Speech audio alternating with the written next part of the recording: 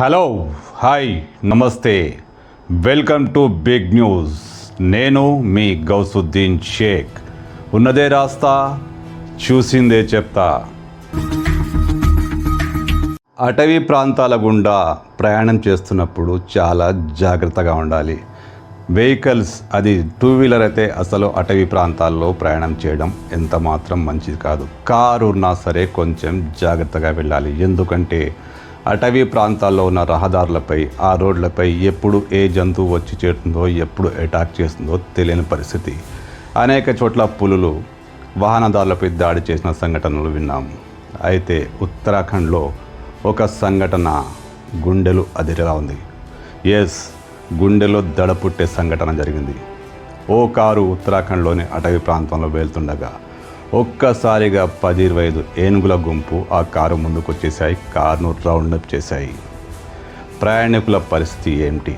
అలాంటి టైంలో ఏనుగులు ఒక్కసారిగా చుట్టుముడితే ఆ కారులో ఉన్న ప్రయాణికుల పరిస్థితి ఏంటి? కానీ ఆ కారులో ఉన్నవాళ్ళు కాస్త తెలివిగా వ్యవహరించారు. ఎస్, కారు ఇంజన్ ఆఫ్ చేసేశారు, లైట్లన్నీ బంద్ చేశారు, సైలెంట్గా కూర్చున్నారు. ఏనుగులు కూడా అంతే సైలెంట్గా చాలాసేపు ఆ కారు చుట్టూ అటు ఇటు తిరుగుతూ దాన్ని గమనించాయి, కానీ ఎలాంటి హాని కలిగించలేదు. ఈ సంఘటన ఇప్పుడు సోషల్ మీడియాలో పెద్ద ఎత్తున వైరల్ అవుతోంది.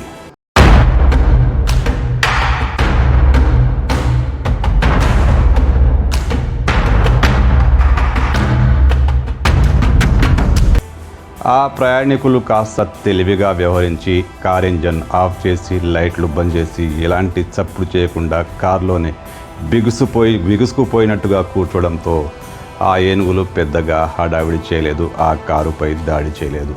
ఒకవేళ కారు ఇంజన్ స్టార్ట్ అయి ఉంటే, లైట్లు వెలుగుతూ ఉంటే ఏనుగులు తమపై ఈ వస్తువు దాడి చేస్తుందేమో అన్న భయంతో ఆ కారుపై దాడి చేసేవాళ్ళు. పెద్ద ప్రమాదమే జరిగేది. అందుకే అడవుల్లో ఏనుగులు, పులులు, సింహాలు సంచరించే ప్రాంతాల్లో ప్రయాణం చేస్తున్నప్పుడు ప్రయాణికులు కాస్త జాగ్రత్తగా ఉండాలి. అది ఆ జంతువుల ప్రాంతం, అది ఆ ఏనుగుల ప్రాంతం. అక్కడ వాటి అనుమతి లేకుండా మనం ప్రయాణిస్తున్నాం. అలాంటప్పుడు కాస్త బుద్ధిగా జాగ్రత్తగా ఉంటే మంచిది. లేకపోతే ఏనుగులు దాడి చేశాయి. ఈ సంఘటనలో అవి ఎలాంటి హాని కలిగించలేదు, కానీ ఏమాత్రం తేడా జరిగినా ఆ కారులో ఉన్న వాళ్ళంతా చెప్పడానికి అసలు మనసు రావట్లేదు.